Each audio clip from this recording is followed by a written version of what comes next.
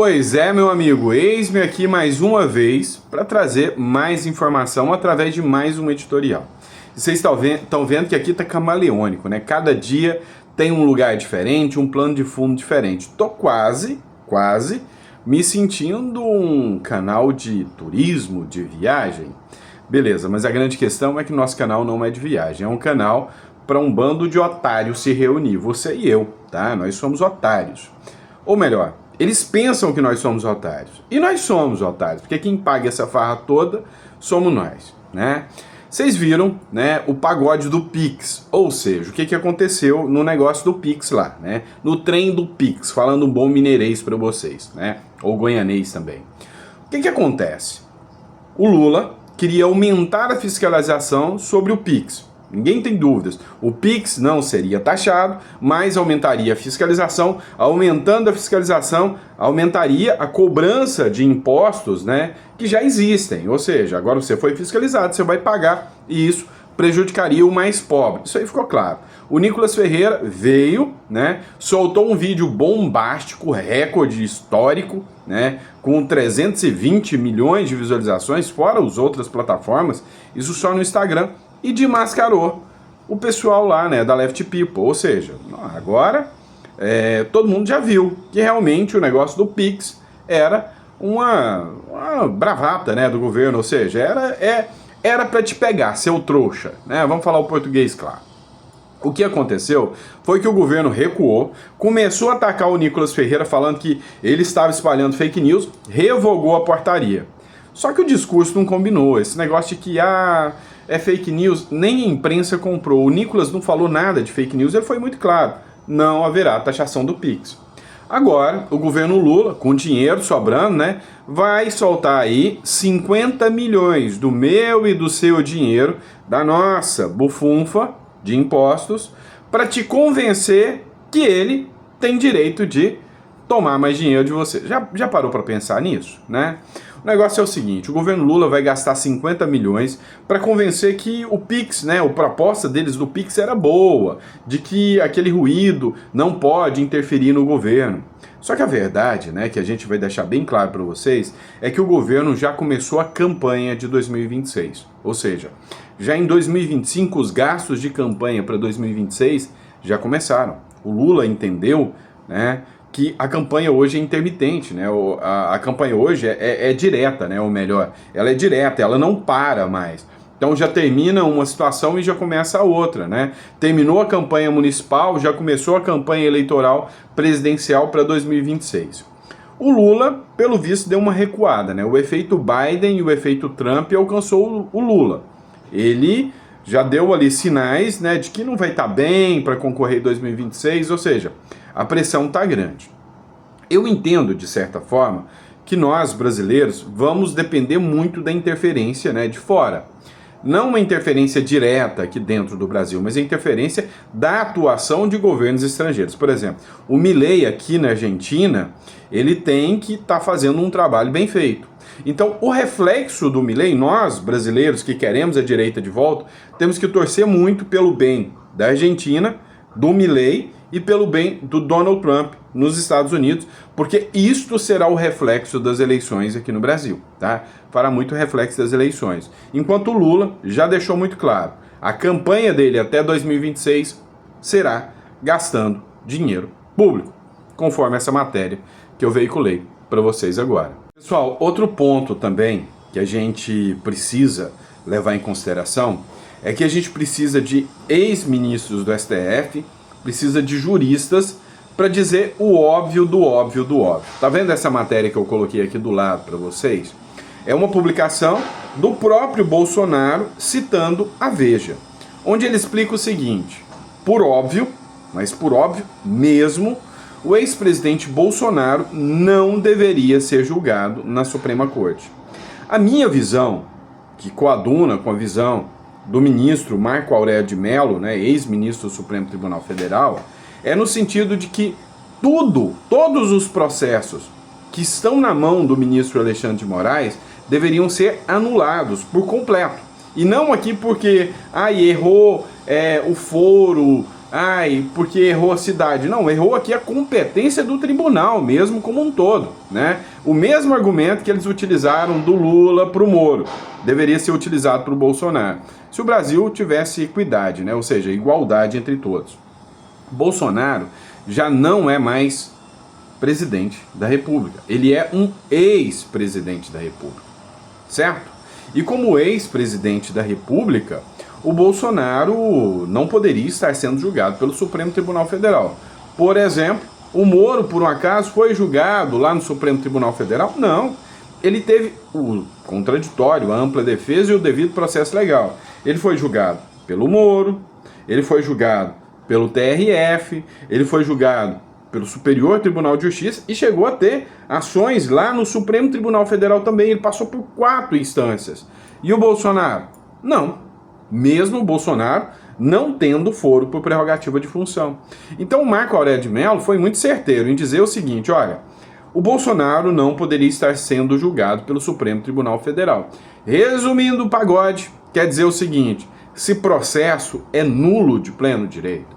Então vem cá, você tem noção que o Bolsonaro foi impedido de ir na posse do Donald Trump, o Bolsonaro já está cumprindo pena, porque para mim, essa alegação de que eu vou tirar o passaporte para ele não fugir, não, é para penalizá-lo e falar, ó, você está preso aqui dentro do país, você não pode sair, tá?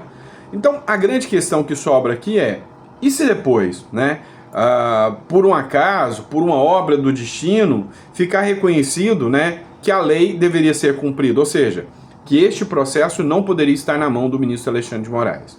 Além do que, esse processo tem várias nulidades. Por exemplo, não teve o princípio da distribuição processual. É um princípio pelo qual garante o juiz natural.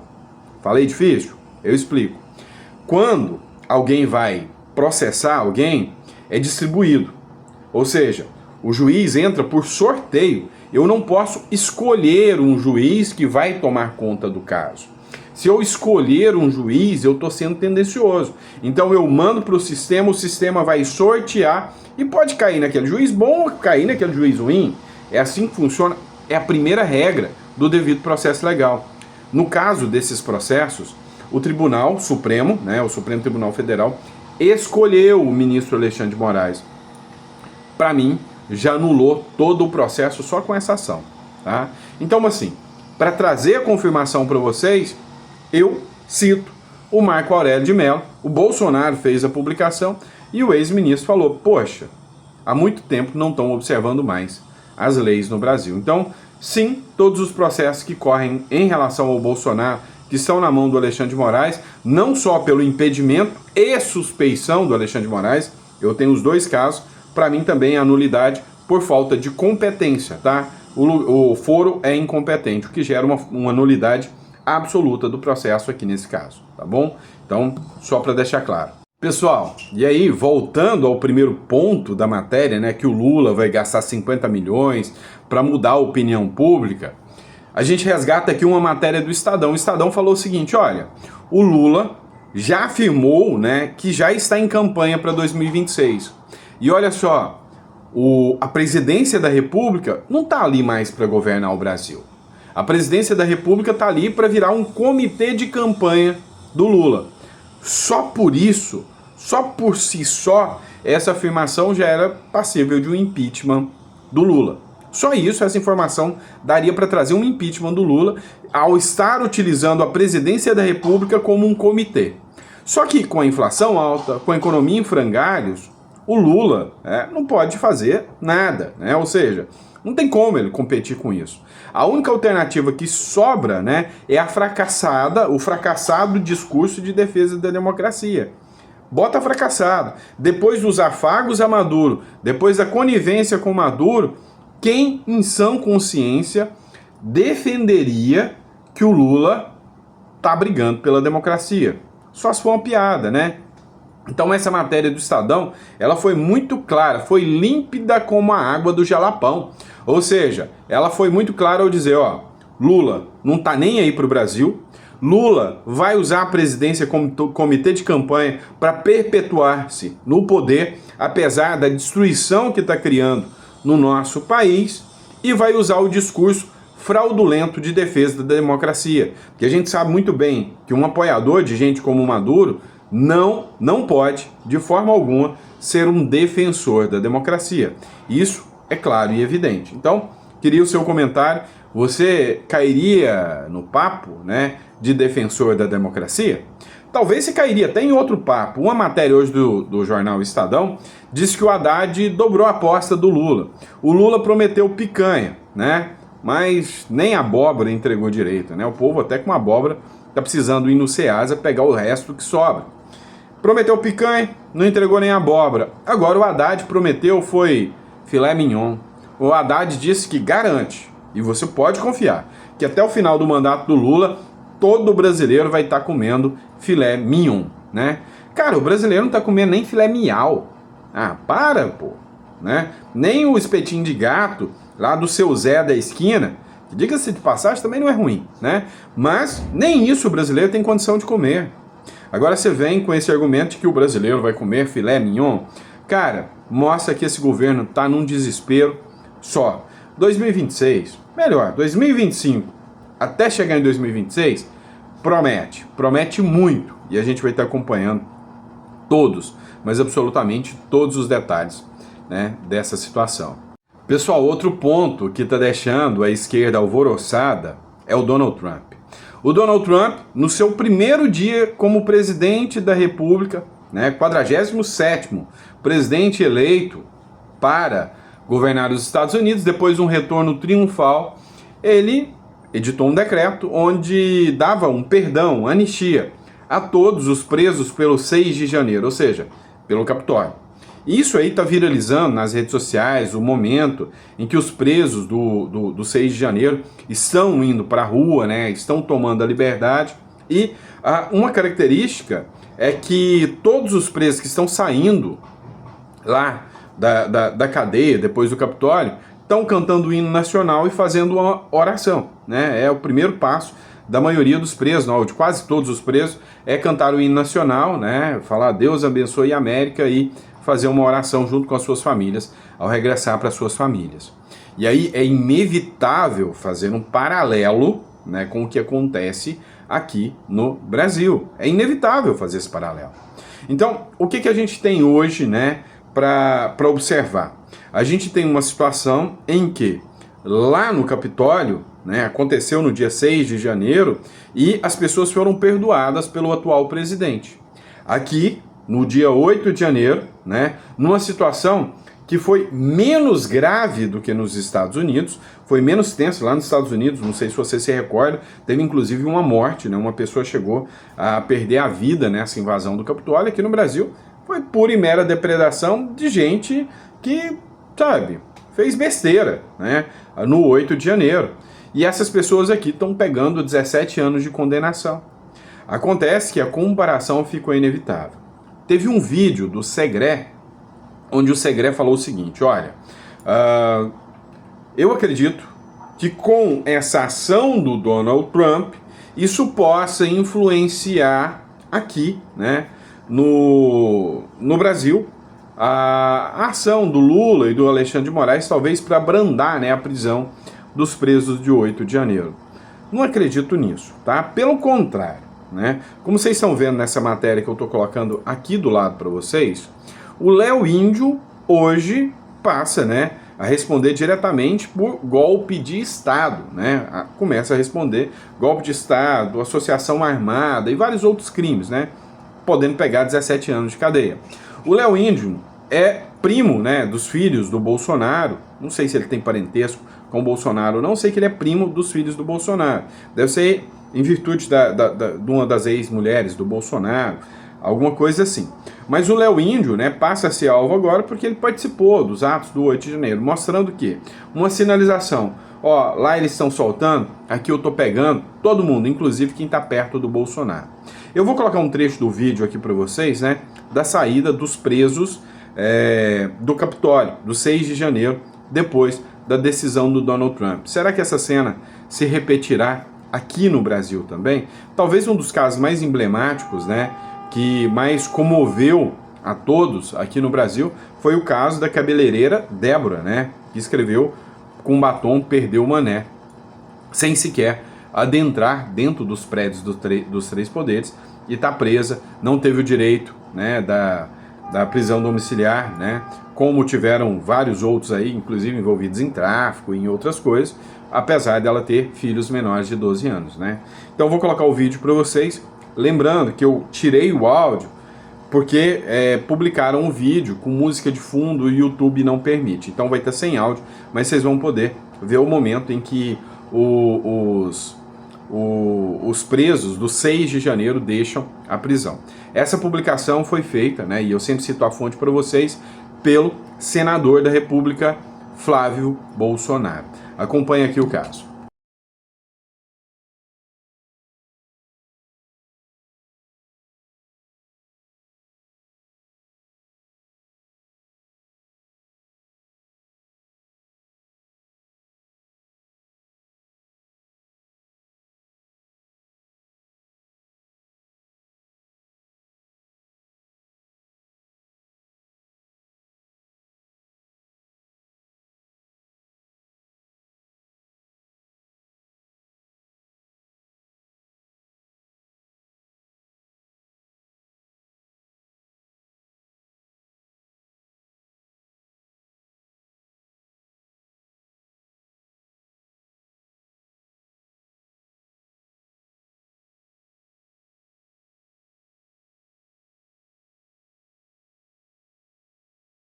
Pessoal, mas voltando ao assunto eleição, né? Pelo menos o Lula pode ficar tranquilo. Toda a classe artística vai sempre estar com ele. Será? Sei não, hein? Acho que até isso aí o Lula já está começando a perder. Vocês viram que o Carlinhos Maia, naquela briga entre o Nicolas e o governo, acabou ficando do lado do Nicolas Ferreira. Eu disse para vocês, o menino furou a bolha, né? Ele vazou a bolha da direita e conseguiu que a mídia, conseguiu que influenciadores de esquerda defendessem o próprio Nicolas Ferreira. Cara, isso aí não é uma coisa comum de se ver, né? A esquerda tendo um pingo de sensatez, mas acabaram tendo, em relação àquele vídeo do Nicolas, tiveram que reconhecer, pelo menos parte da esquerda, né, e da imprensa, e de alguns artistas tiveram que reconhecer que o Nicolas estava certo, o Nicolas Ferreira estava certo, ponto. Agora, tem outro ponto dessa história que a gente precisa conversar. Será que o Lula vai conseguir manter os artistas defendendo por muito tempo? Porque na época das eleições, alguns artistas vão até aparecer para falar que está tudo lindo, maravilhoso. Meu amigo, vão ser detonados como se não houvesse amanhã. Hoje, os artistas que já estão defendendo o governo Lula, com exceção de uma basezinha alienada da esquerda, cara, estão sendo detonados. Eu tô vendo, né? Essa semana eu publiquei um vídeo, né, de uma economista defendendo o Lula e atacando o Nicolas. Cara, ela foi criticada ao extremo. Então, assim, com exceção de alguns bilolados da esquerda e da Left People, né, ninguém está defendendo mais. A Luciana Gimenez é aquela do Mick Jagger, sabe? Apresentadora. Pois é, ela gravou um vídeo lá nos Estados Unidos falando sobre o amor venceu, o amor, né? Amor nenhum, né? Arrebentaram a nossa moeda. Eu vou colocar o vídeo da Luciana Gimenez fazendo crítica aqui para você. E não foi só ela, não. A galera do Rapa também deixou muito claro que, rapaz, nós estamos indo pro buraco. O negócio tá, ó, escalando ladeira abaixo, né? Tá rolando ladeira abaixo, assim, sem previsão de freio, né? O negócio tá desenfreado mesmo, tá, como diria a minha mãe, tá desembeiçado para baixo, né? O negócio tá complicado. E aí quando você vê figuras públicas começando a tecer críticas, é porque o negócio tá bem tenso. Vou trazer também, né, uma sequência aqui dos economistas arrependidos. O que mais tem hoje é fácil de citar. Tem mais do que cantor sertanejo. É economista arrependido. É a galerinha que fez o L e hoje tá falando, ai, que besteira que eu fiz. Acreditei que o PT tinha mudado, né? É como aquele corno, né, que acredita que a mulher mudou, chega em casa, tem 3 em cima da cama dela, né? É isso. Foram esses economistas aí. Acreditaram que o PT tinha mudado. Hoje, chega em casa, meu amigo, né, tá a torcida do Flamengo inteiro lá na casa dele, né? É o que está acontecendo hoje para quem acreditou no governo Lula. Então, vou colocar uma sequência aqui para vocês do vídeo, né, da Luciana Gimenez, do vídeo da galera do Rapa mandando um recadinho pro senhor Luiz Inácio Lula da Silva e também, né, umas fotinhas da galerinha arrependida aí dos Faria Limers, né, dos carinhas da Faria Lima que já estão com saudade do Bolsonaro, né? Estão com saudade do ódio. Pois é. Acompanhe aqui para vocês verem. A questão da situação financeira do país dá um certo desespero, né? Ah, tá fácil falar. Não, gente, deixa eu falar uma coisa. Pra quem fala que tá fácil falar, não tá fácil porque eu trabalho. E trabalho desde que eu me entendo, né, por gente, assim, desde muito nova. Então, o dinheiro que eu ganho em real, complicado gastar em dólar, é igualzinho, é difícil. E eu imagino que pra todo mundo tá difícil, não só com viagens, mas com as outras coisas também, né? Tá uma época bastante complicada. E é isso. Pessoal, e só para constar aqui, essa mulher é pensionista e herdeira do Mick Jagger. Ela é rica, né? Hoje lá na Rede TV ela tem fortuna. Tá reclamando do preço do dólar. Quem é você, meu amigo comunista, para não reclamar? Pode aderir, vai. Pode aderir ao novo grupo que reclama do preço do dólar.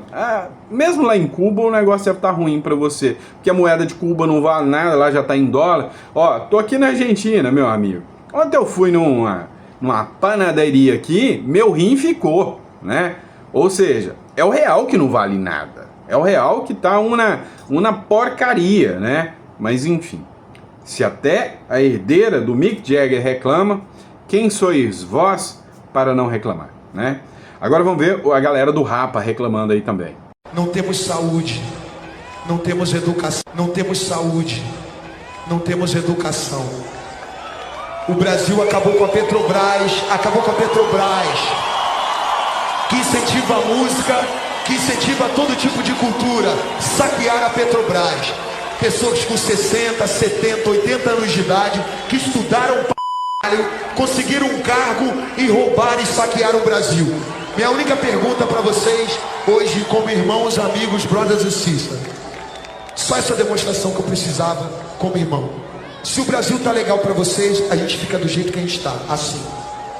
Agora, se o Brasil tá merda dos gays que a gente sabe que é merda, eu queria pedir para vocês, como meus irmãos, que a gente virasse de costa por um segundo, só um minuto, um segundo, que vocês pudessem compactuar com esse segundo.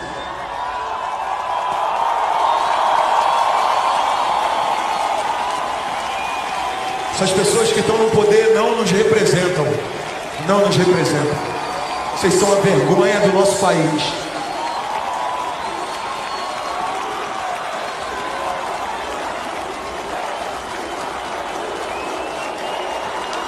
Muito obrigado a vocês existirem na nossa vida e vocês entenderem que nosso país realmente não está legal e precisa de avisos.